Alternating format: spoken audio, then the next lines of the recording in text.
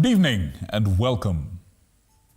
This is the year 2025, third day of the same, and I'm happy to welcome you to the Daily Report. My name is Victor Muyakane, and of course on sign language we have none other than Rhoda Nyamai. I certainly hope you're doing well. We have a lot in store for you tonight, and for a glimpse of that, here are the highlights.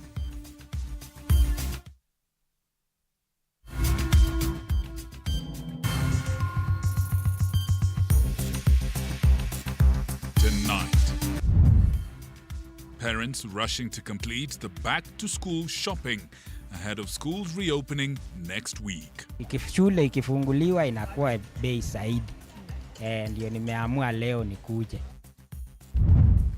Also tonight, Kware serial killer Collins Jumaisi is still wanted by DCI, and a cash reward has been promised for anyone with any information leading to his arrest. Plus, the making of an alliance. Kalonzo and Natembeya meet as talks of an alliance that will include Rigathi Gachagua intensify. All right.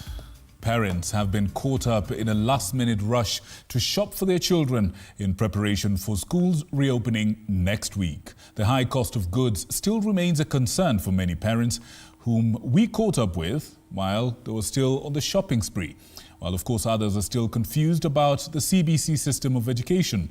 Let's connect with Paul Kirobi now on this story.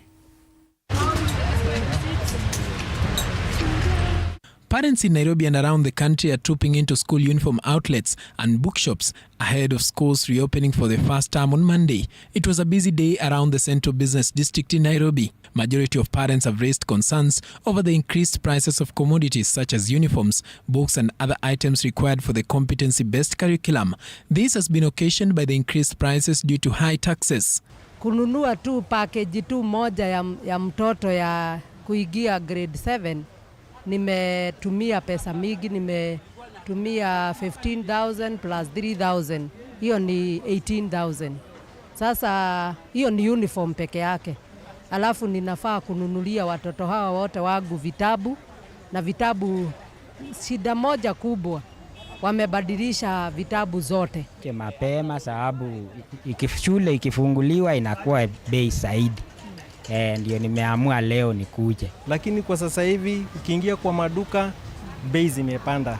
Trouser yenye tulikuwa tunanunua 650 sasa imeenda hadi 1250.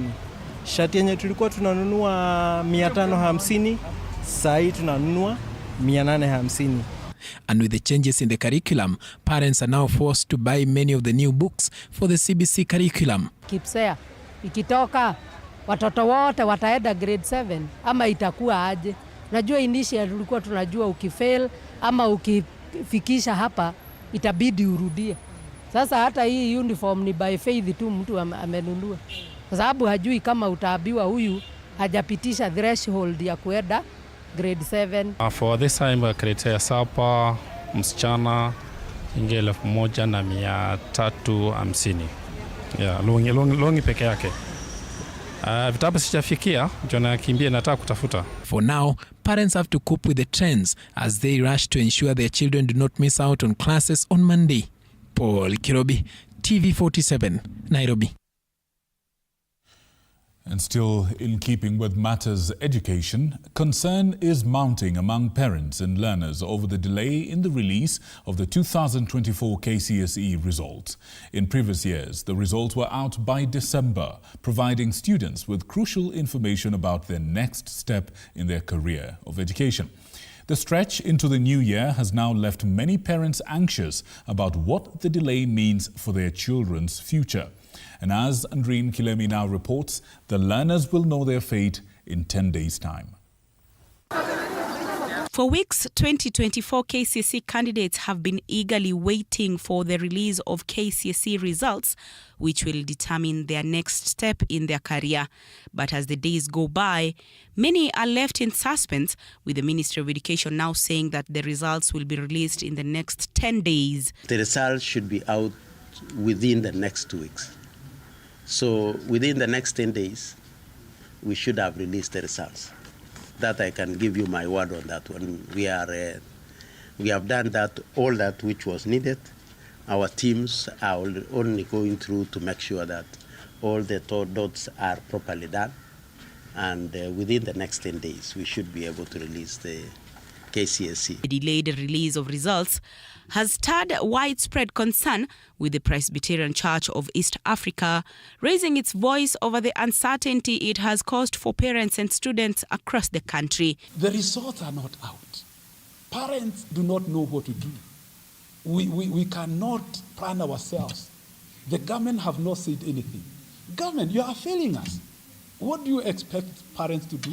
Some of the parents we spoke to are calling for transparency in the examination process, while some argue that the delays could have been avoided with better planning and more efficient systems in place. Tumekuwa tukigoja matokeo, hata hatuelewi ikishatokea itakuwa aje. Kwa sababu wale ambao wafadhili ambao wanasaidia watoto wenye wanapewa scholarship, unajua kwa kawaida watu wanajiandaa mapema. Lakini kukichelewa pia ule ufadhili utachelewa pia. Pia kupokea matokeo ya mtihani na whatever venye zitakuja sijaogopa. For now, parents and learners will have to hold their breath a little longer as they wait for the release of the 2024 KCSE exam continues. Andrine Kilemi, TV 47. And once again, still on matters education, the Ministry of Education has announced that the government is adequately prepared for grade 9 transition under the new competency-based curriculum as schools prepare to reopen next week. Speaking in Mombasa, Education Principal Secretary Elgeyo Kipsang assured parents that by Monday, all schools will have received the grade 9 textbooks. Anastasia Mukabi with more details. The Ministry of Education has assured the public that the government is ready for the first cohorts of grade 9 to start learning next week. Textbooks have been all printed, 9.9 million textbooks, and by Monday all schools will have received their books. TSC already recruited another 20,000 intern teachers. So as we talk today, we have more than 80,000 teachers in our junior schools to be able to take care of our kids. Education PS Elgeyo Kipsang has highlighted the construction of more classrooms for grade 9 students is a major setback, having completed the construction of 13,200 classrooms out of 16,000 classrooms that were required. However, education stakeholders had earlier questioned the feasibility of completing the construction of 16,000 new classrooms to accommodate the 1.5 million learners, as well as the availability of enough teachers to handle the new class. The challenge, as we are all aware, is that previously our primary schools were accommodating 8 cohorts from class 1 to class 8. Now with the domiciling of junior school in primary schools, it means there will be an extra class, which is grade 9. We have more than 80,000 teachers in our junior schools to be able to take care of our kids. We are aware that what we require is around more than 140,000. But as we progress, we shall ensure that all these teachers who are required by our learners are available for them. The ministry has confirmed that teachers are prepared to overcome obstacles that they may encounter in a bid to give the grade 9 learners a conducive environment to transition smoothly. And they gave me assurance that as teachers, they have already engaged and prepare themselves in various ways of dealing with challenges in every school.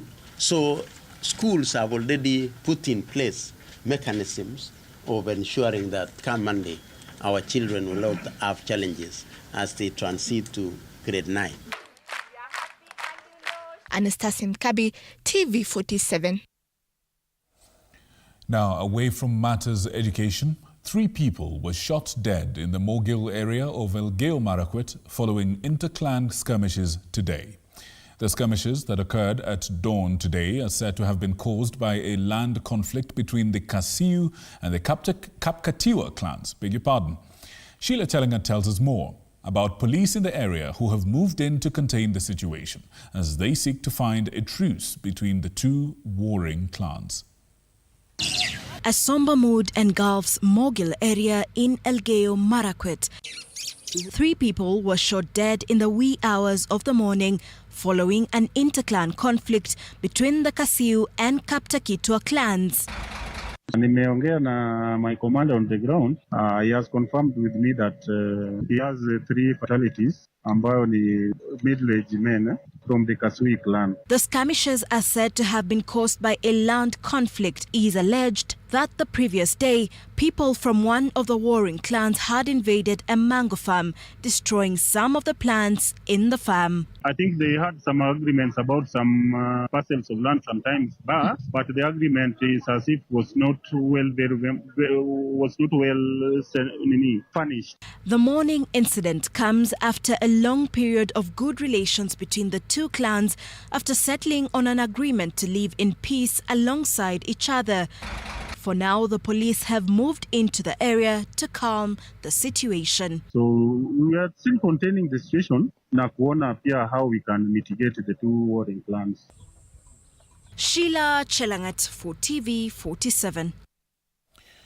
And still, in another story of loss of life, a woman lost her life and died, of course, after jumping out of a 14-seater moving matatu, which lost its brakes after passing Kagumo town within Kirinyaga County, while ferrying passengers from Karatina to Embu.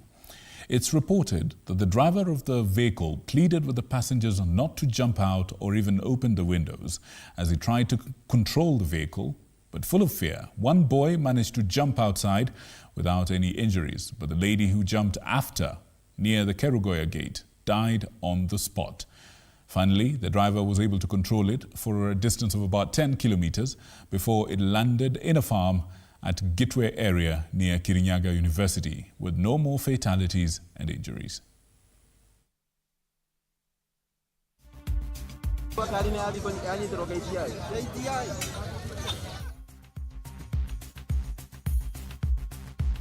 Driver amewasihi msifungue mlango, nitajaribu kukontrol hii gari mpaka ifike, kila mtu atafika kwenye anaenda. Lakini wengine wakasema kuliko nikufie hapa nikiona, kuliko nikufie mbele, wacha nikufie hapa. So wameanza kuruka moja moja na driver hage wazuia kuruka. So juu gari ilikuwa iko speed sana. Lakini driver amejaribu kama amepita Kirogoya town ikiwa na hiyo speed yote. Na hapo ndio watu wameona kuna watu wanaruka gari. Kuna watu wanaruka wakitoka nje na gari haisimami. So kutoka Kirogoya watu wamekibisana sana na hii gari. Na mimi watu wakakuja kwa ofisi, hata hapa niko na risiti ya mmoja alikuwa amebembwa from Karatina, lakini amemanage kuruka juu ni kijana. Kaikuta Gitwe primary. Wakati tumeona Gitwe primary, hao watu ambao wakuruka hao wako safe. Mwito wangu kwa madereva wakati wowote ni wao wanapeleka hizi gari zao inspection, kwa sababu hii maneno yote imeletwa kwa sababu ya brake.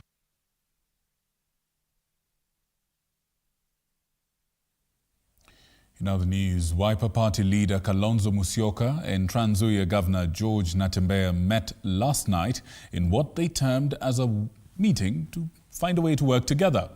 The two meeting at a time when there are speculations of a possible alliance between the two of them, alongside former Deputy President Rigathi Gachagua. And as Linda Alela now reports, Gachagua was in the Western Kenya area 2 days ago, claiming that he is looking for political friends in the Western region.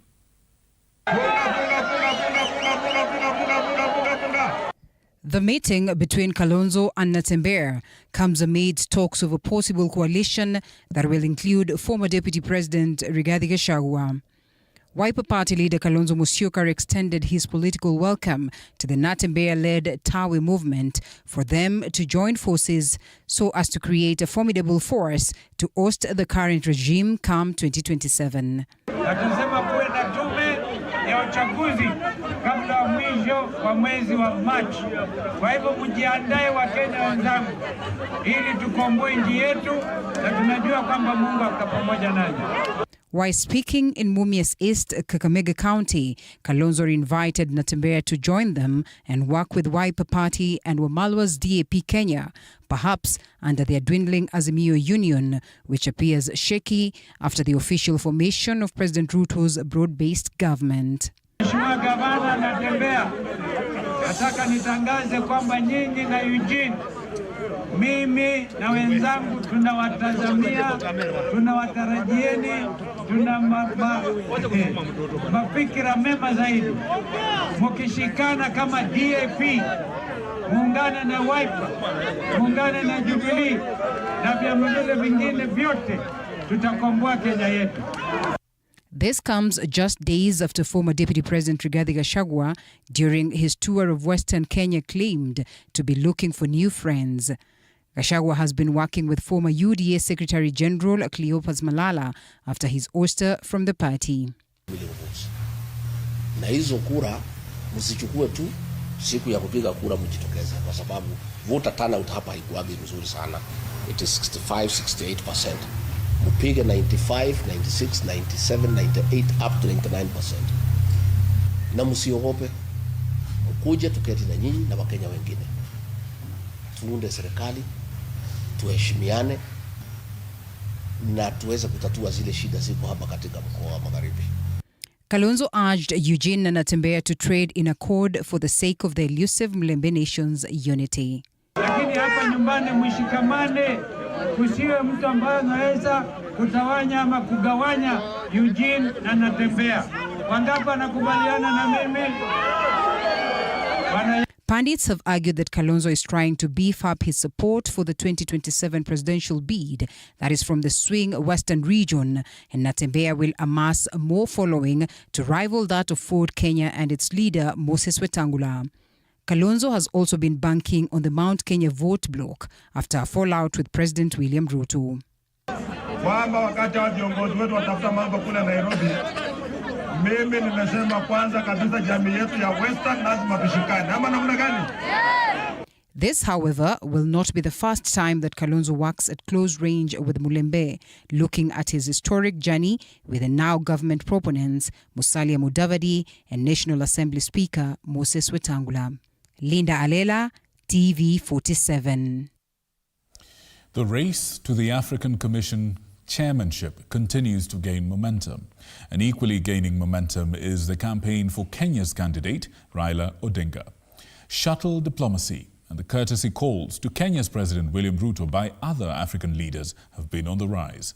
The latest being Uganda's Yoweri Museveni, who attended the Piny Luo Festival in Bondo. George Meringa reports on the latest intrigues. You, Excellency Raila Odinga. The African Union Commission chairmanship position, a far-fetched dream that is now closer home, so much so that the AU Executive Council asserted the right of the East African region to produce the next chairperson. It therefore goes without doubt that the campaigns for this vital seat will be as robust as it gets. The two major players in the 254, President William Ruto and Kenya's candidate Raila Odinga, aren't afraid to take the campaigns head-on. The two have been hosting African presidents just weeks to the February election in Addis Ababa. We dish ugali. The latest being Uganda's Yoweri Kaguta Museveni today. Happy New Year. Karibu nyumbani. Museveni attended the Piny Luo Cultural Festival at Gotramogi at the invitation of William Ruto and Raila Odinga. Welcome to Siaya Stands. President Ruto taking to social media saying, and I quote, "Gotramogi epitomizes the deep spiritual roots and traditions that we share as a region. We will keep preserving such heritage to further our unity and drive economic prosperity in East Africa." At Gotramogi, the cradle of the Luo community, with President Yoweri Museveni, African Union Commission chairperson candidate Raila Odinga, and a host of governors, Siaya County.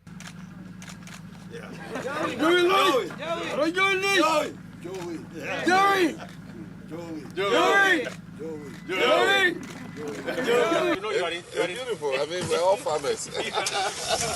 How are you? But it is no mere coincidence that the visits are coming ahead of the AUC elections. Another jolly guest was President-elect of Ghana, John Dramani Mahama, who even flew a Kenya Air Force aircraft. Mahama was hosted by President Ruto at his Narok home. Ruto saying, and I quote, hosted Ghana's President-elect John Dramani Mahama and discussed the expansion of intra-African trade under the African Continental Free Trade Area. Thanked him for declaring his support for Honorable Raila Odinga's African Union Commission chairperson candidature. Also agreed to attend his swearing-in Accra next month. We were joined by Mr. Raila Odinga, Kilgoris in Narok County. It is expected that President William Ruto will continue to drum up support for Raila Odinga to his colleague presidents in Accra at the inauguration. Each president carries a singular vote that cannot be delegated. Another key figure who was hosted by President William Ruto is the outgoing AUC chairperson Musa Faki from Chad. Ruto saying on X, and I quote, in Kilgoris, Narok County, met the African Union Commission chairperson Musa Faki and discussed, among other things, AU reforms and the upcoming election of the AUC chairperson, a post that former Prime Minister Raila Odinga is running for. The chairperson of the commission is elected by the Assembly for a 4-year term, renewable once. Raila Odinga will face off with Mahmoud Ali Yusuf of Djibouti and Richard Rendriamandrato of Madagascar. The new chairperson will be elected at the 38th AU Summit in Addis Ababa, Ethiopia in February 2025. The AU Assembly will elect the chair by secret ballot. Rule 42 states that voting shall commence with the election of the chairperson, followed by the deputy, and thereafter the Assembly shall appoint the commissioners elected by the Executive Council. The winner will require a 2/3 majority to win. With weeks to the election, eyes will be on the strategy that Kenya uses to secure a win. George Maringa, TV47, Nairobi. Now to matters crime, and the Directorate of Criminal Investigations has released the name of Collins Jumaisi Halusha, seeking help from the public in providing information that could assist to rearrest him. Collins Jumaisi, who's said to be from Vihiga County, is suspected of killing at least 42 women and dismembering their bodies before dumping them at a quarry in Kware area of Embakasi South, Nairobi County. The 33-year-old man was scheduled to face murder charges, but escaped from police custody on 20th of August last year. Currently, the DCI is offering cash rewards to anyone with credible information that may lead to the arrest of the suspect.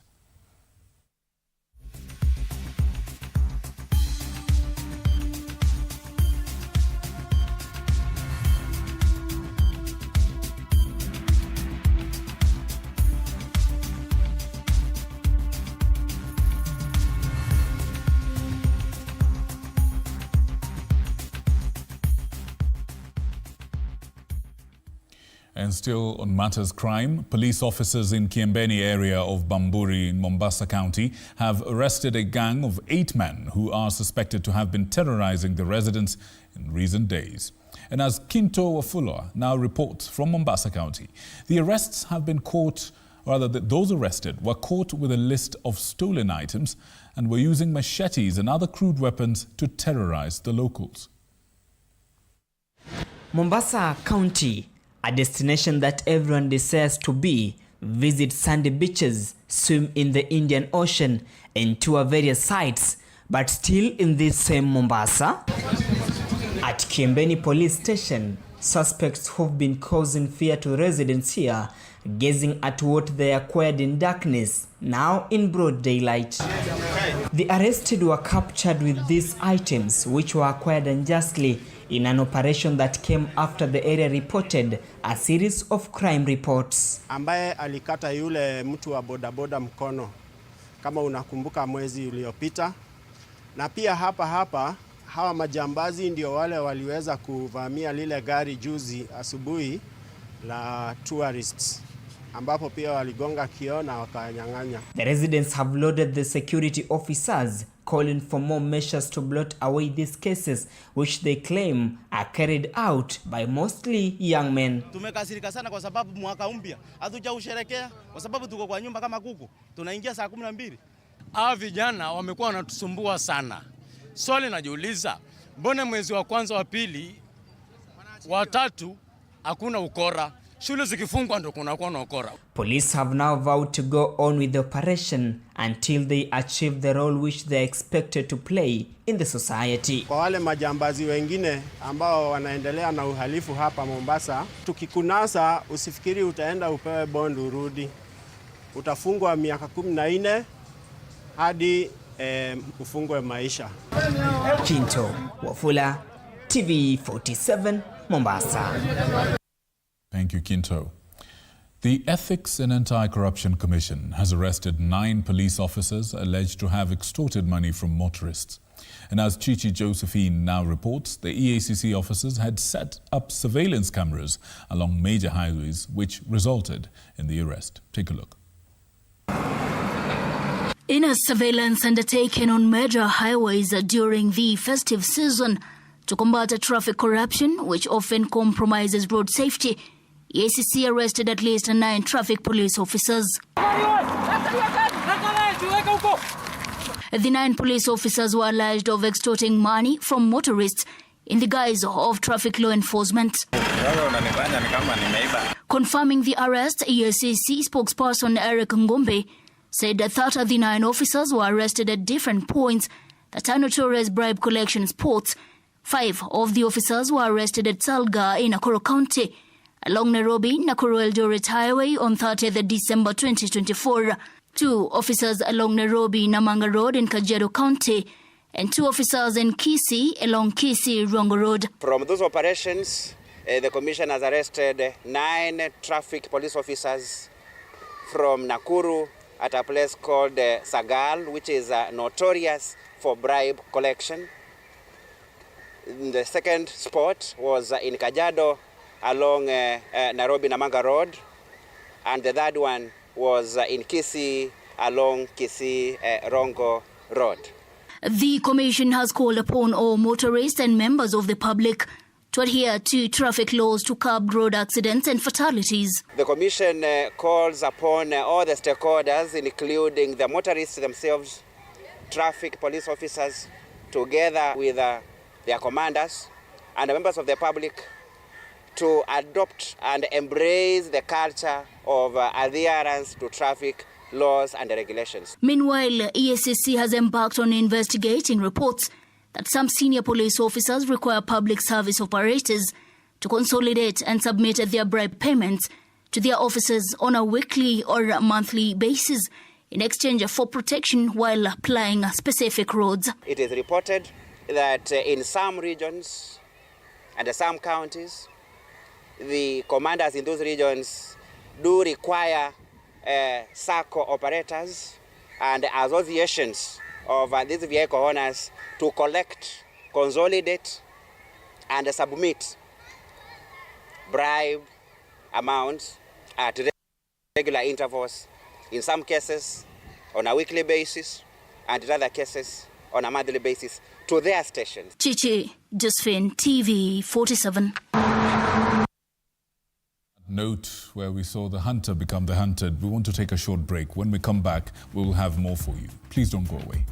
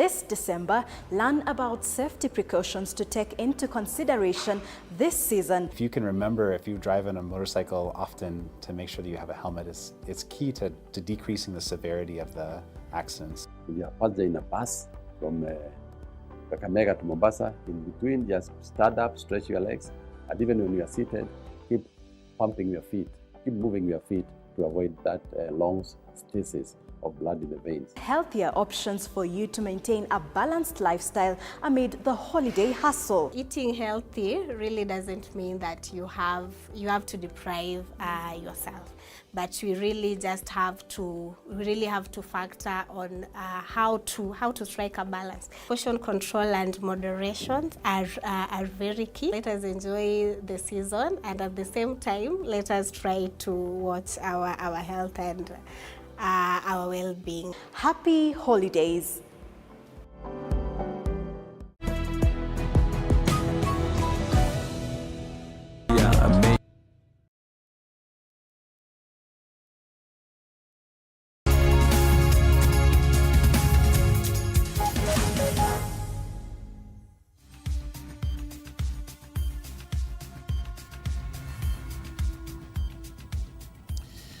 Welcome back. If you're joining us right now, this is the Daily Report on the third day of the brand new year and a brand new month. And we thank you for joining us.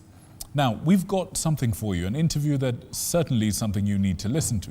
The Ministry of Health says that it's made strides in registrations of Kenyans into the new Social Health Authority Fund.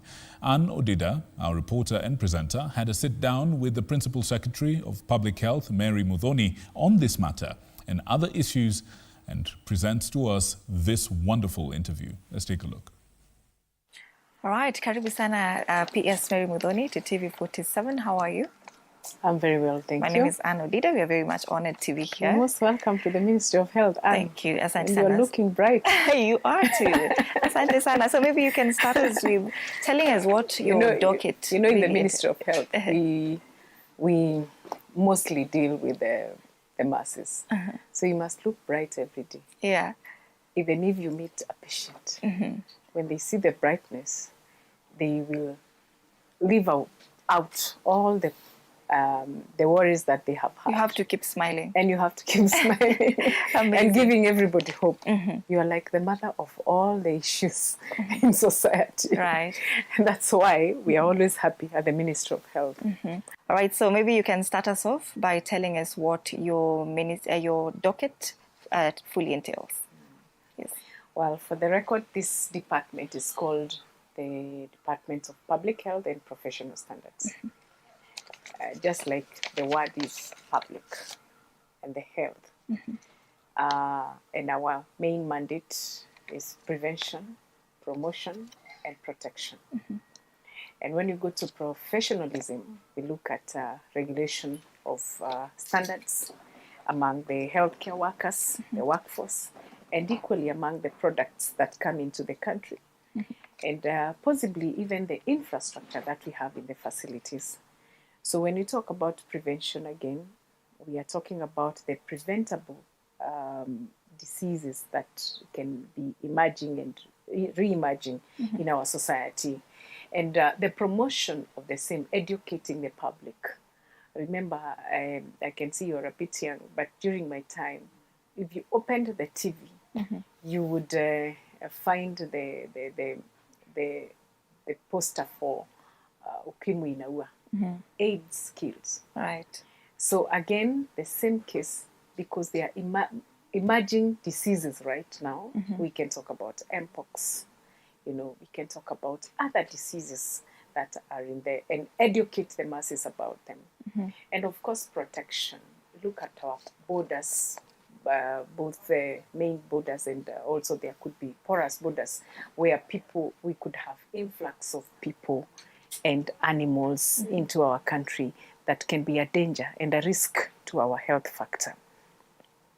When we move to professionalism, we are talking about the healthcare cadre, starting all the way from the doctors, the clinical officers, the nurses, the nutritionists, regulating these cadres and ensuring that they are adhering to the professionalism and what they were trained in school.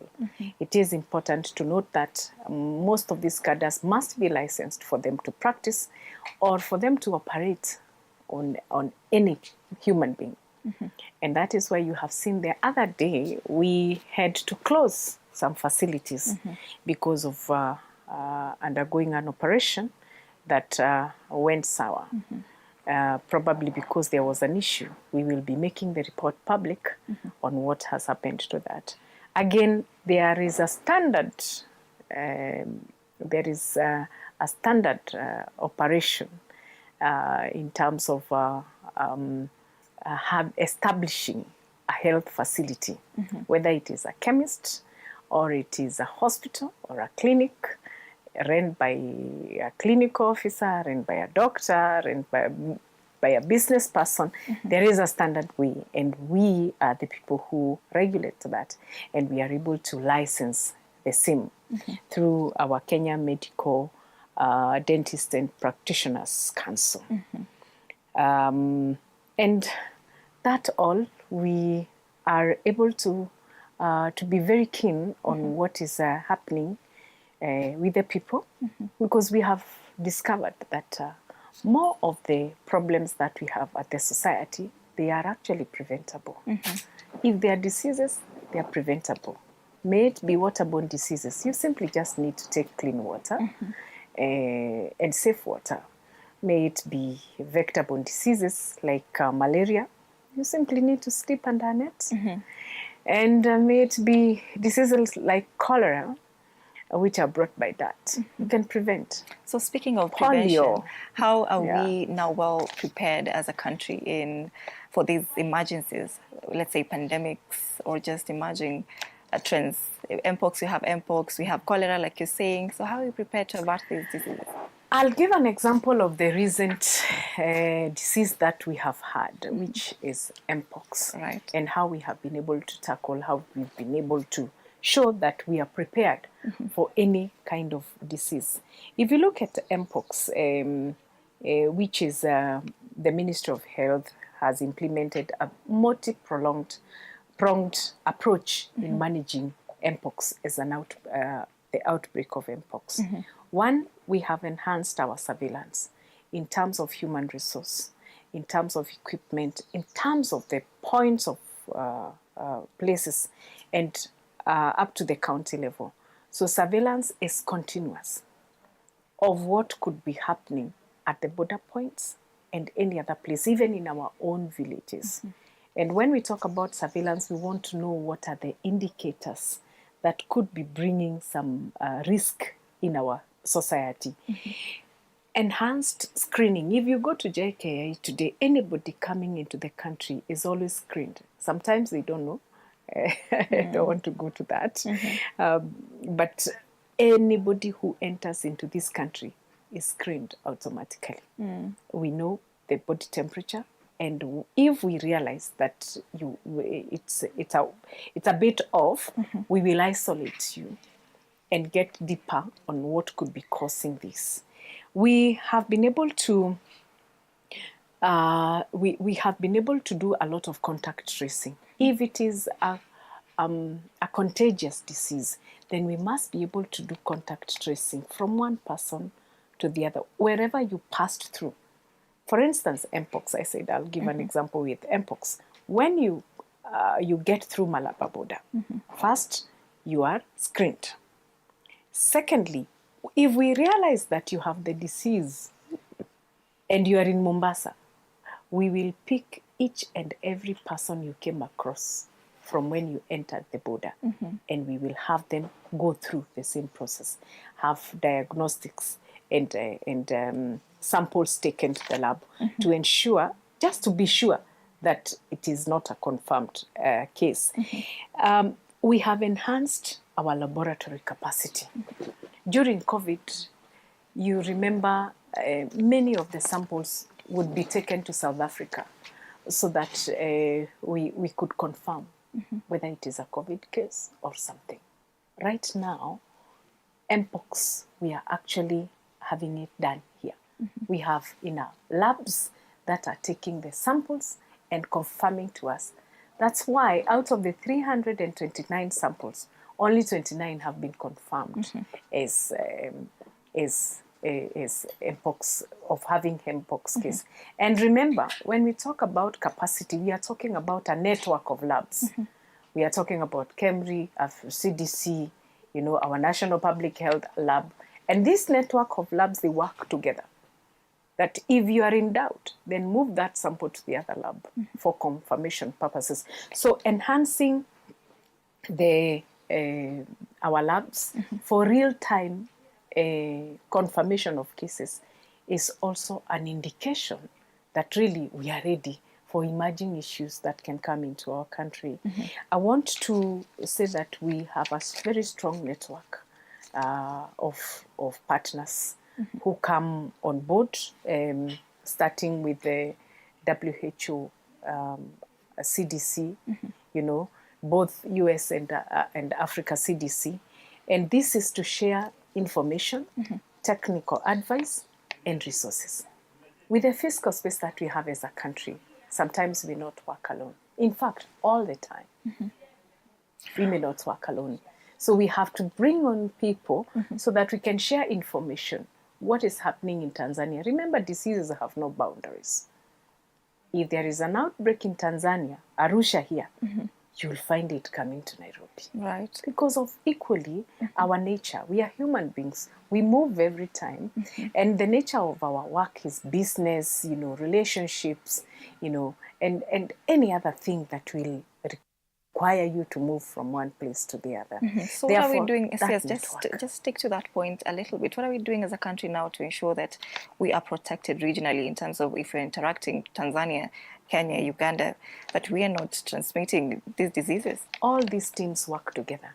In fact, we had our team go for a whole month in Lunga Lunga to have multi-meetings with Tanzania. Whatever we do here is duplicated to the other side. We don't work alone. So we have to establish protocols and ideas on how we share information. If it's surveillance from the other side, then they are able to share with us. Africa CDC equally releases this information every now and then. In fact, probably on a weekly basis. They give us information of what is happening in other countries in Africa. And we get to know. WHO, they are able to equally give us information globally. So that is how we get to know how do we now navigate in our own small space using the information that has already been given. Should there be lack of technical expertise in our country, then we can seek for that so that we are able to be at par. And it is important to note that in this kind of circumstances, we need to develop guidelines, and especially now when our health is a devolved function. Right. And the role of the national government is to develop policies and disseminate the same to the counties for implementation. So we have already done that. We have already also done a comprehensive capacity building for our frontline healthcare workers. Remember, these are the people who come into contact with the patient at a go. So it is important to give them capacity. And capacity comes from in terms of commodities, in terms of information, equally in terms of PPEs, you know, to protect themselves, the protective gears, just to make sure that they are equally protected. We cannot work alone, as I have said. And away from the donors, the community-driven approaches always works. Like during this time of mpox, which we still have in the country anyway, albeit a bit silent because we've been able to really beef up a lot of protection. Meeting the people, the community, and advancing the same conversation. Mpox, mostly you'll find with people who have traveled in countries where the prevalence is a bit higher. The Central Africa region. So truck drivers again and travelers, frequent travelers to those countries, you'll find they may get contracted to mpox. Therefore, it is important that you meet that cadre of that group of people and sensitize them We've done that. We've met truck drivers. We have met the workers that work along that corridor and those border points. We have also met the frequent travelers and the hoteliers, because they are the ones who welcome these people in their the hotels, and equally any other person who is in that ecosystem. Very, very important. So how does your ministry, your docket, not your ministry, your docket ensures that the health workforce is well prepared to handle these crises? As a government, I have told you, health is a devolved function. Right. We work very closely with the Council of Governors. So whatever else we want to cascade down, all the meetings that are done, then we do it in concurrence with the counties. And even the officers who come, we go to the ground. Sometimes we can go to a county and do the training there. They don't have to come to Nairobi. When we talk about guidelines, these are issues that can be cascaded even virtually. It is not something that you must meet face to face so that you can impact on the same. Yeah. So I understand and that supervisory. also. I have forgotten. Supervisory. Remember, I've told you the role of the national government is training. Training and establishing of policies, creation of policies. I want us to talk about one of your focal points, that is the community health promoters, CHPs. What progress have you seen so far with them? Indeed, the community health promoter is a foot soldier at the bottom of the pyramid. And the one success that I have seen is the rollout of universal health coverage during my time at the Ministry of Health and during this government. And the one sub thing that I have seen under universal health coverage is the rolling out of the community health promoter.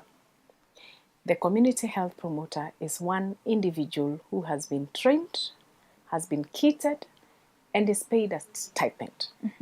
In addition, this community health promoter is given a phone, a smartphone like this one.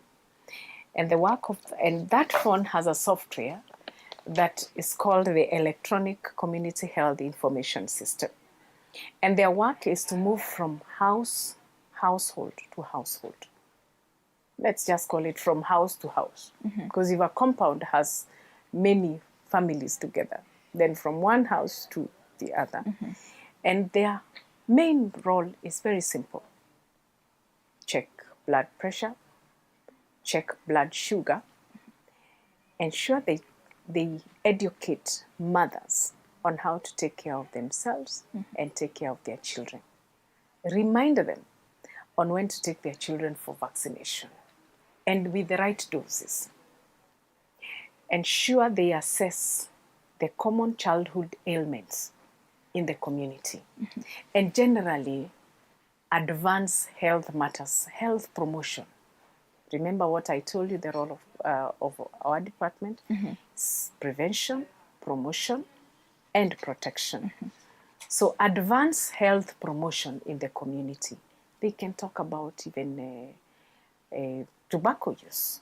They can talk about climate change. They can talk about nutrition value in our society to reduce the lifestyle diseases. So we have trained them intensively. Who trains them?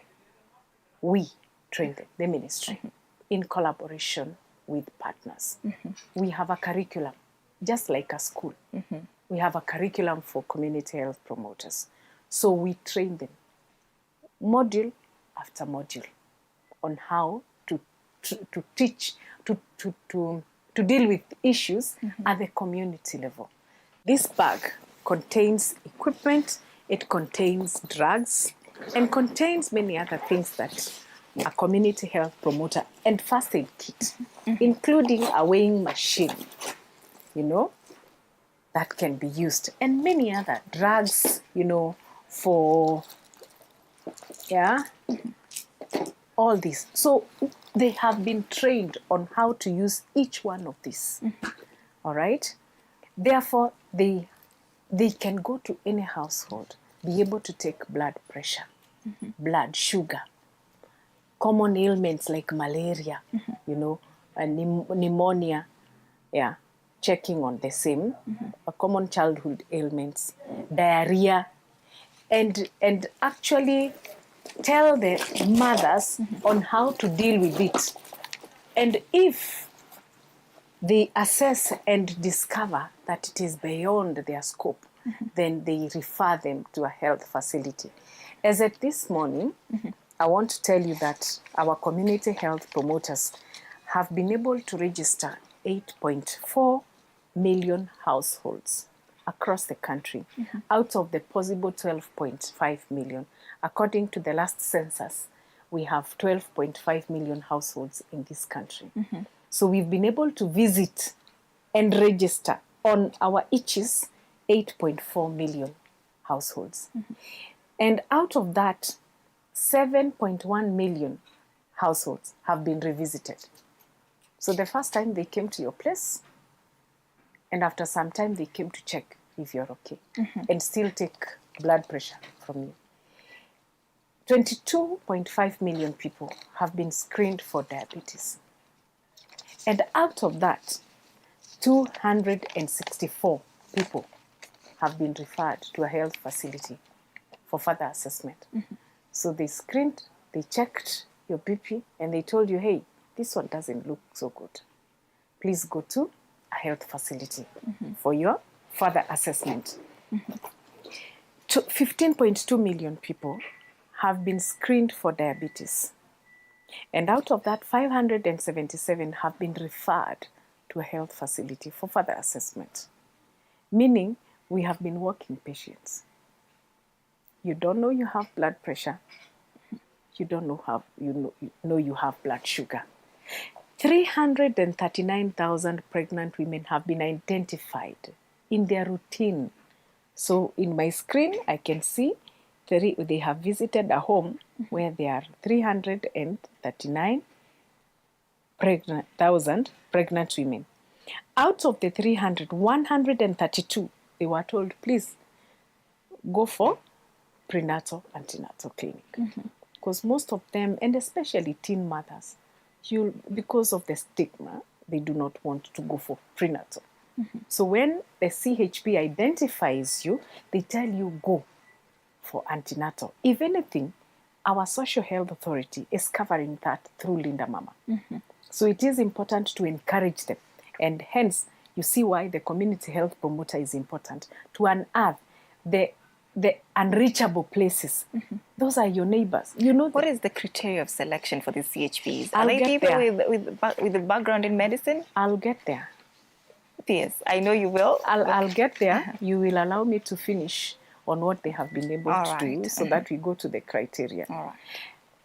5.9 million have been children under 5 years have been assessed for common childhood ailments. And we agreed common childhood ailments range from malnutrition, diarrhea, malaria, pneumonia. Now, you asked another question. What is the criteria of selection? Are they people with a background in medicine? The criteria for selecting a community health promoter is under the county government. They are the ones who select the people who come from common backgrounds, okay? They are neighbors of each other, at least with a level that you can read. You can read, you can be able to advise, because it does not require you to have a skilled, it doesn't require you to be skilled in medicine, because this is not a professional. This is a promoter. You're promoting health services and health issues. So you're not going deeper. And even you in your house, maybe you have Dettol. What do you use it for? When you cut yourself, you clean the wound and you dress it. Now, it is the same thing. When you go to people who have diabetes, they actually inject themselves. Are they trained? No. It is the same thing. The same things that we are told from the hospital, you can do it at home. So we have gotten somebody to help you.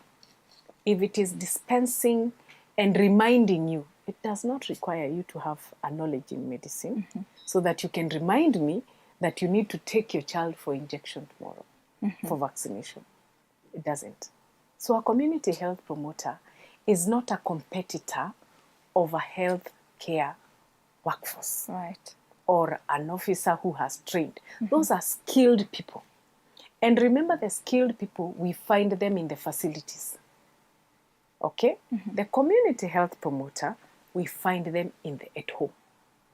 So it is you are in your shamba, you've cut yourself, and the community health promoter will run to you, dress your wound, and tell you to go for tetanus. As simple as that. The community health policy, 2020-2030. Yes. Seeks to formalize CHPs. So what steps are you taking as a ministry to achieve this? Remember, we have a law, the Primary Health Care Act of 2023 that recognizes the community health promoter. So we have already moved from that. We've gone to the extent that they have been recognized in law. They are able to we are able to even train them with the curriculum that we already have. So, are there any disparities in counties in terms of these CHPs, how they tend to households? This is a new program, so we do not expect to have had 100% of what, in terms of common issues that we are doing. And the dynamism of county to county, they vary from county to county. And when we talk about, let me talk about the stipend for the community health promoter when we are paying from the national government and the county government. Sometimes you might find a county has delayed because there's a budgetary process. Again, that they have to inject to their budgets so that they are able to pay. So really, nobody will have said, I do not want to pay, or there's a problem in this, but there could be delays in terms of the same.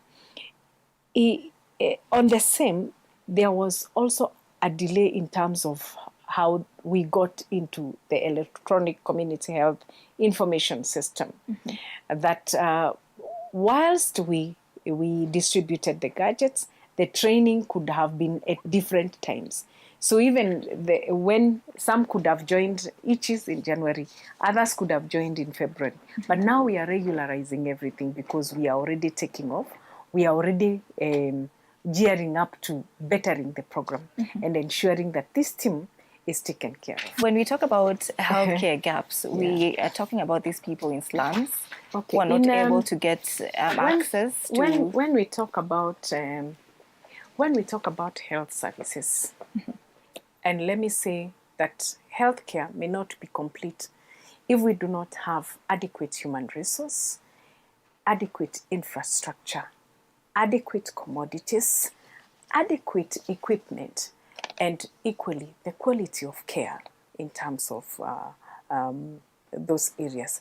And each of these areas, we are addressing them in a different manner. First and foremost, I know you've seen the doctors raring to go on strike. And these are conversations that we have gone through many times. And we've told them, calm down. These are different governments. And we will deal with each of the issues one by one until we finish. Because health is one of the 5 agenda in the bottom-up transformation agenda. And we must make sure that even human resource is part and parcel of the conversation while we are speaking about health. Secondly, when we are talking about the services that are being offered in the facilities and how people can get assisted, we have already rolled out the social health authority that is going to take care of each and every person in this country.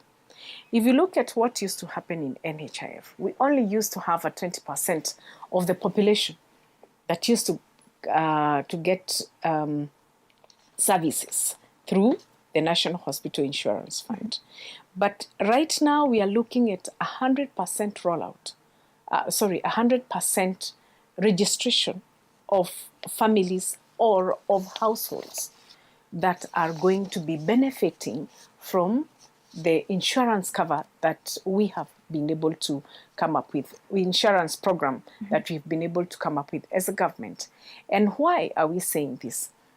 Out of these 20% who are benefiting in NHIF, they only used to benefit when they go for to higher hospitals. That is level 3, the level 4, 5, and 6. When you go to level 2 and 3, the primary level facilities where majority of our Kenyans go to seek services, NHIF never used to cover. But right now we have a primary healthcare fund, which is exchequer funded, that will take care of these facilities through capitation of the same. And we have already done part of it right now, as we speak. It's already done. This will help in the improvement of the gaps that we have in these facilities, so that more and more Kenyans are able to access quality services from these facilities. Secondly, we have our social health insurance fund, which is now going to take care of the secondary facilities, that is level 4, 5, and 6. And in so doing, anybody who is registered into the Social Health Authority must benefit from the same. And we have the final fund, which is all, this SHIF is publicly funded. It's our Harambee kitty. We've put our funds together, our 2.75, and we are able to reap from that 2.75 to now be able to get services from the facilities that have been authorized to give that. And finally, we have the emergency, chronic and critical illness fund that is also exchequer driven, which never used to be there. Anybody, even you, if you had an accident and you go to hospital, the first thing that they would tell you is to call your relatives so that we can get a deposit and we can invite the doctor, the specialized doctor, to come and attend to you. So we don't want to go through that. If you have an accident, it's an accident. Walk into any hospital and get treated. If you have a long-term ailment, why should we take you around in circles? Treat the patient and then kesi badai. We've had cases where people say, some go to the hospital and they say SHA is indeed working, and some say SHA is not working for them. So what really is the problem between these two? Indeed. And I will tell you for a fact, this is like your project that you start every other day. And sometimes you can even build a house, very beautiful house. But when you get inside, you'll find that the taps are still not running. The water is still not running. Electricity, this dim light. It's the same case with SHA. We've built this house, and yes, we are inside. But we are realizing there are some areas that we can still fix. That's why we are saying, yes, there could be challenges, but this is not forever. And we must keep evolving and ensuring that we fix these challenges on a daily basis. That is why we have a call center. We are able to pick complaints from the ground on a daily basis and resolve them as they come. If you look at my phone today, I have 2 or 3 cases that have been pushed to me. And every time I push them to SHA, they resolve them. The same case. You may not reach me because you may not have my number, but you may reach the common call that is given to the public so that any person with a complaint should call. So this is a confirmation. We don't have NHIF, and we may never go back there.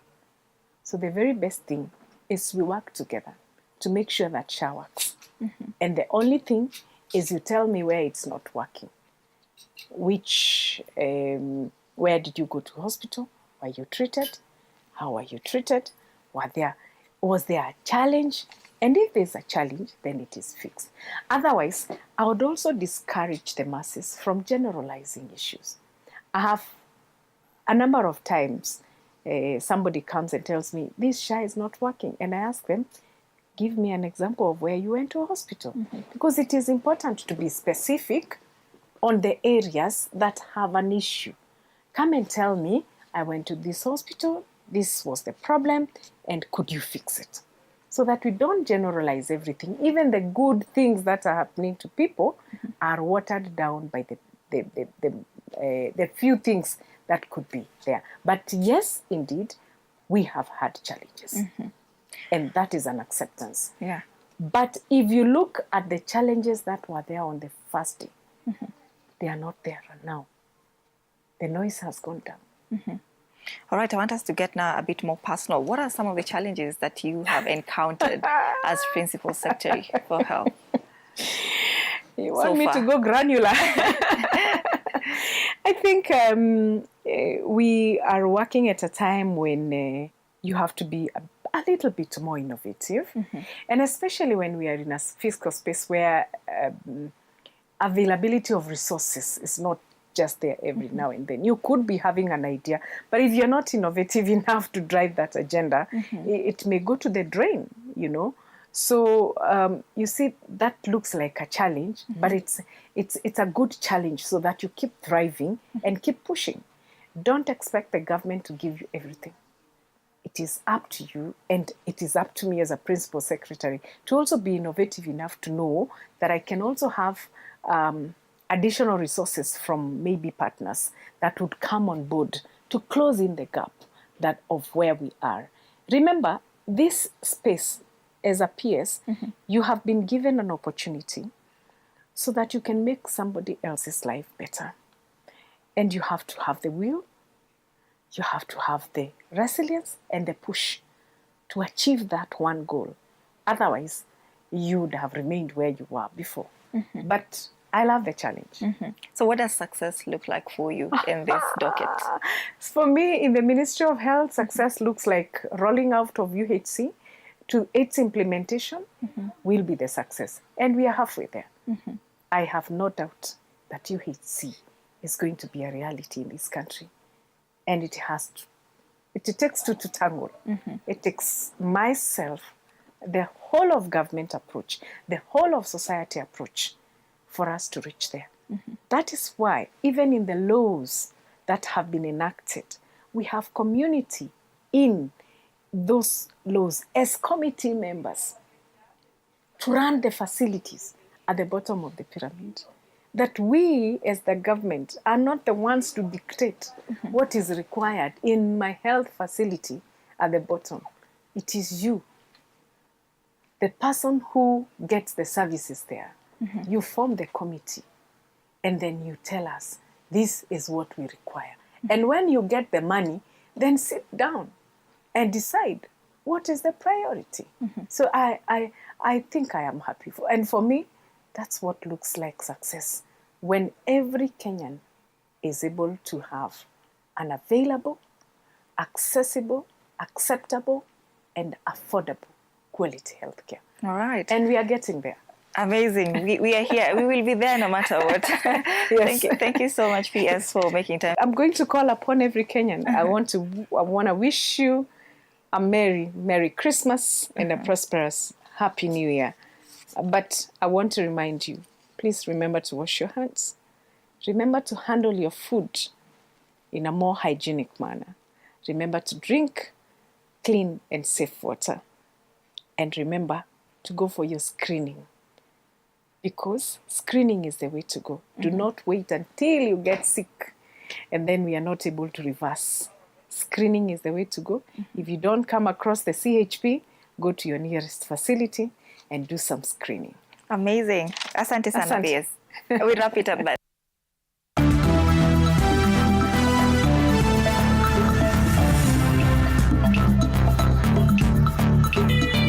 Sports news brought to you by Maybet. Join Maybet leo upate free bet papo hapo. Fanya hivi, chagua home team to win, yani number 1 au draw X au away team 2 kwa game ya siku ya free bet. Weka namba yako ya simu, weka password ya account yako. Chagua submit free bet. Utapata free bet kwa account yako ya Maybet. Usisahau kuverify account yako. Kama hutakuwa verified, utapoteza free bet yako after 2 days. Betting is strictly for 18 years and over. Play responsibly. responsibly. Terms and conditions apply. BCLB number 0000578. Maybet na minia na najishindia. Pesa inavutia, pesa inavutia. Time now for some sports news. And the family of the late, highly decorated former Malkia Strikers setter Janet Wanja held a memorial at the Kasarani Indoor Arena, where members of the public turned up in large numbers to pay tribute to the Kenyan athlete for the last time. Wanja, who succumbed to gallbladder cancer, is set to be buried tomorrow in a private family ceremony. Our sports reporter, Nzuki Allen, reports. For one last time, the late Janet Wanja graced the Kasarani Indoor Court, a place which embeds a lot of memories for the former Malkia Strikers setter. However, this time she wasn't here for a playoff tie. Neither was it a championship final.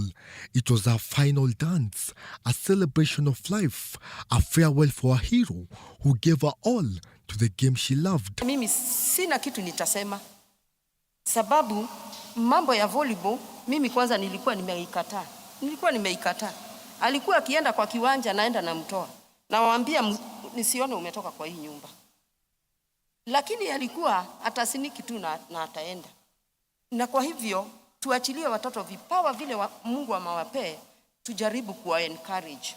Ushered in by former teammates and current Malkia Strikers players, the pin drop silence in the air made the message absolutely clear. A true legend had taken her final bow. Growing up, I loved sports. And most of the time, our father could bring us newspapers and we could see the pictures of Wanja and Washu at the time. And we admired them so much. Fast forward, the first time I met her, here at the hotel in Kasarani, and I called her Superstar Niaje, and she responded back and said, "You are the superstar." Born in a family of 5, Wanja took it upon herself to take care of her siblings that included renowned footballer Kevin Kimani. I have never known a life without you. You are always there for me from the time I knew myself. To others, you are an icon and a role model. But to me, you are my big sister, my friend, and a sister. And Wanja, you know, if there's anything I could have done to trade places through the pain that you went through, I wouldn't flinch. However, despite her impeccable skills, she didn't conquer volleyball alone. She was joined by an equally elegant Jane Wachuka, who together they turned the Kasarani Indoor Arena into their stage. Their opponents just but mere dancers to the rhythm of their game. I think for the first time, napoteza mtu very close to me. The very first time. My heart is broken. Part of me is gone.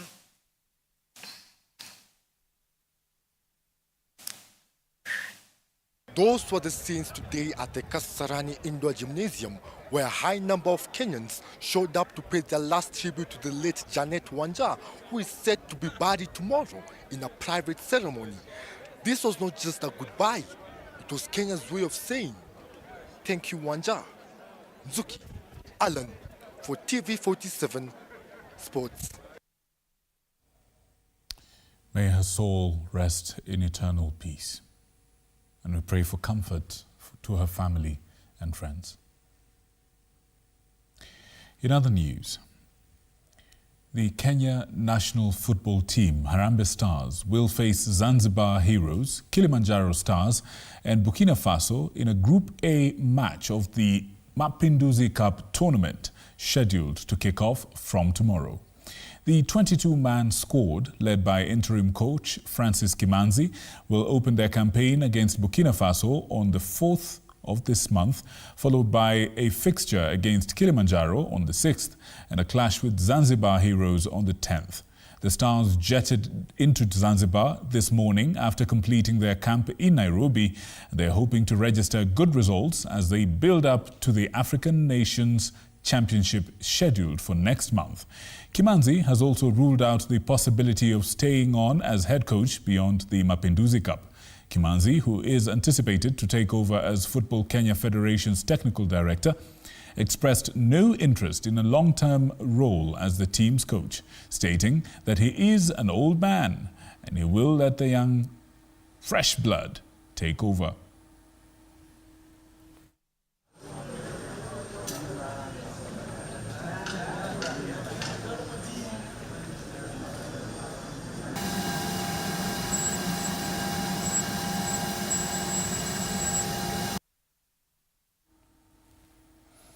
Now, in each women's major sporting event, there are cases of gender conflict of whether one is a woman or a man, or a male or a female, for that matter. There are serious cases like that of Caster Semenya back in 2016 at the Tokyo Olympics, and that of Iman Khalif, gold medalist at the 2024 Paris Olympics, as well as the first African boxer to win an Olympic title. This was the target of a hate campaign on social media questioning her gender and the validity of her performances. Our sports reporter Duncan Mutua caught up with Kenya's intersex footballer, activist and winner of the 2023 Fifth Pro Player Activism Award, Chris Catch, and prepared the following report on her football journey, exclusion from the national team, and other issues after the call-up was sparked by controversy. This interview also seeks to delve into her self-discovery and courage to grace different stadia. Take a look. In the bustling neighborhoods of Eastland, Nairobi, Chris Catch is a name that echoes hope, resilience, and undeniable love for football. As a talented intersex footballer for Kayole Stars Football Club, her journey has been anything but conventional. While her prowess on the pitch speaks volumes, her exclusion from the Kenya ladies national team sparked heated debates on gender conflicts in sports, revealing a deeper issue of inclusion and acceptance. Difficulties ilianzia the time nilikuwa selected kwa under 20 national team. So hapo ndio challenges ilianzia. At that time naweza sema catch was catch, performance kila kitu ilikuwa high, expectation, my personal expectation ilikuwa high. From an early age, Chris Catch knew she was destined for greatness in football. Exceptional skills, tactical mind, and relentless determination earned her a spot in different ladies football clubs in Kenya and call-ups in the national team, where she quickly rose to prominence. Her teammates describe her as a versatile player with a rare ability to read the game, making her an asset to any club she joins. Yeye utupush sana place hatuwezi. Sometimes anatuinua kama tuko down, anatuinua kwa maybe kwa training pia kwa game. So tuna feel up as a team kukuwa na Chris Catch kwa team pia. Catch is one of our captains, our leaders. From akiwa mdogo, personality, she is very, yani ni mrahisi ku understand. Ni mtoto asumbui, ama ni mchezaji asumbui. She's very attentive. She's very outgoing. Attitude yake inakuanga positive always. In case of anything kama I work for her ama I work kwa grao, lazima approach coaches. Lazima ani approach, aniambie coach, this thing is not working. Tunaweza itengeneza aje from your end, then it trickle down kwa team. Back in 2016, all through to 2020, her performance attracted the attention beyond local leagues, culminating in a call-up chance to represent a country and showcase her talent on the larger stage. But that call-up was sparked by controversies. I got another opportunity whereby nilipata call-up ya under 20. Ya under 20 nikaenda, so under 20 ndio nikasema in order for me to know myself who am I, ni lazima ni face my obstacle iko mbele yangu. And the obstacle ilikuwa me and the doctor, cause ila yenye nilipelekwa na wazazi au kwa na ile clear information as to why mbona niko hivi. So this being maybe a top doctor and unadila maybe international cases, then I choose to go. After there, mimi went to medical. Ndio nikasema previously nimesema sikupata hizo report, of which for me ndani yangu nilikuwa jua what transpired, because ningekuwa nimepata report ingekuwa imenipea clear picture. Despite a skill set and dedication, Kach was denied the chance to join the national team due to her intersex identity. The decision, according to then team officials, was based on regulations surrounding gender classification in women's sport. Ukiangalia in 2016, we gave her a call-up, but hatukuenda naye, and she's a very, very good player. So, hata mimi sikuwa najua nini inaendelea, but nilikuwa nasikia tu fununu that she's intersex. So, pia mimi nilikuwa so interested kujua intersex ni nini, ama ni binadamu wanakaaje. And by the time I was packaging this story, I tried to reach out to the then Football Kenya Federation executive to give me their comment on Kach's situation, but my phone went unanswered. Kusema ukweli, I've not sat down with the federation, because I guess my power iko within my community. So there are some protocol lazima observe from lower to upper and from upper to lower. So what ninge feel for them, they are the one maybe when you come up with this and this transpired, and maybe you can tell us more about your difficulties and challenges mnapitia hapa, because I'm not the one in sports only.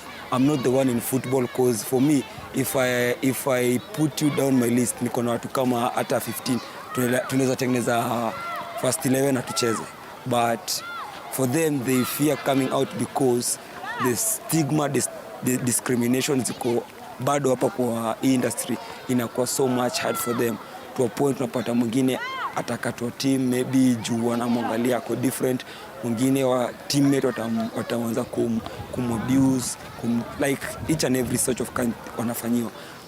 And our exclusion marked a turning point in her career, and highlighted the persistent challenges faced by athletes like her in navigating a sports world that struggles to embrace diversity. And one thing from her is clear: she's not ready to wear the national colors. To be true to myself, right now hata nipate call, I'll turn down. Yona nimesema ukweli. Even my mom knows, because whatever nilikuwa napitia, my family ndio walikuwa napitia most. So from that angle, right now I think it's my role is to champion for them and to question maybe the federation on a reason as to why when upcoming when wako good wapati hapo. Because in Kenya ndio naweza sema so far in football tume sideline intersex person kabisa. Huku nje kuna intersex person wanacheza. Europe kuna intersex person wako Africa wanaenda kucheza. But in Kenya tume rely more like huwa nakaaje maybe nini. So for me right now, if I get a call up, sorry to say, sitaona. Our story mirrors a broader global issue where gender conflicts in sports often place athletes with intersex variations in a precarious position. In the 2024 Summer Olympics, Himane Khelif, the 25-year-old Algerian gold medalist at the 2024 Paris Olympics and the first African boxer to win an Olympic title, was the target of a campaign on social media, questioning her gender and the validity of her performance, which she later took legal action over male chromosome claims.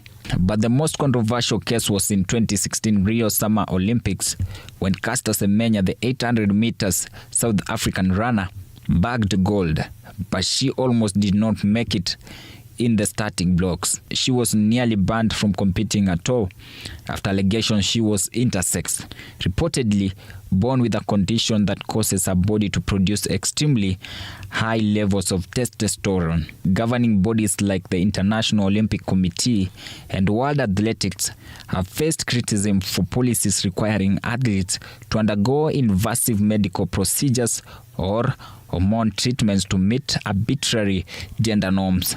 These policies disproportionately affect intersex athletes, forcing them to choose between their careers, and their physical anatomy. Critics argue that such regulation perpetuates stigma and deny talented individuals opportunities based on outdated and exclusionary definitions of gender. Naweza kumbuka nilikujanga nikakakwa. Kuna mahali ilikuwa fulani hapa tulikuwa nimekaa. Alafu nilikuwa na fia kucheza kwa sababu watu walikuwa waniita Chalidem. Which hapo ndo jina Kachali litokea. So coach wangu Joshua Sakwa ndo alikuwa nikiingia ground ananiambia wewe ziba masikio cheza. Alafu unajua ukifunga bao nini inafanyikanga au mafans wanakuwa mafans wako. So I think that thing ndo imenibuild mpaka sasa hii. Sio hadi sasa pia nikienda kucheza wapi. Bado natusiwa yes.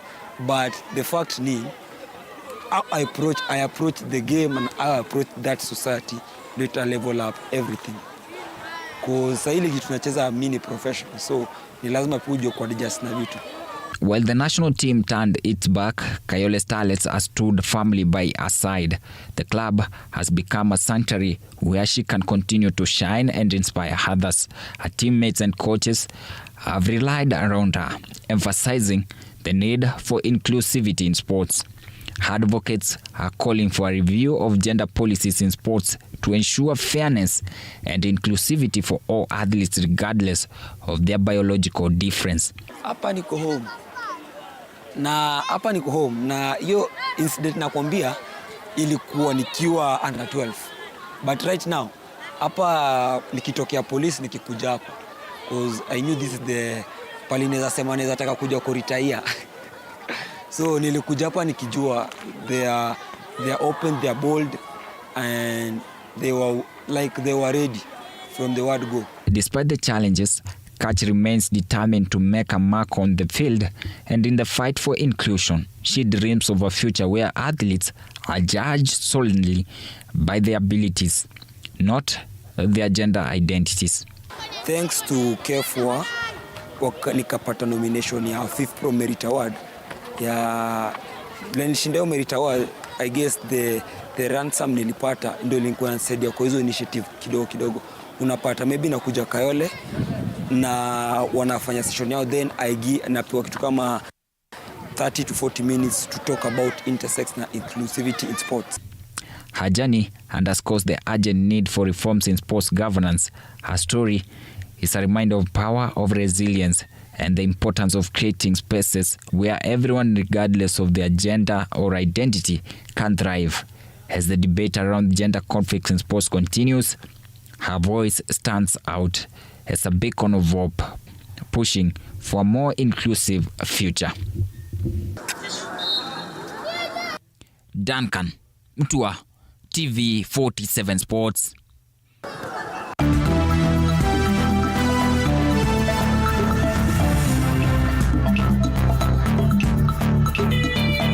Sports news brought to you by Maybet. Join Maybet leo upate free bet papo hapo.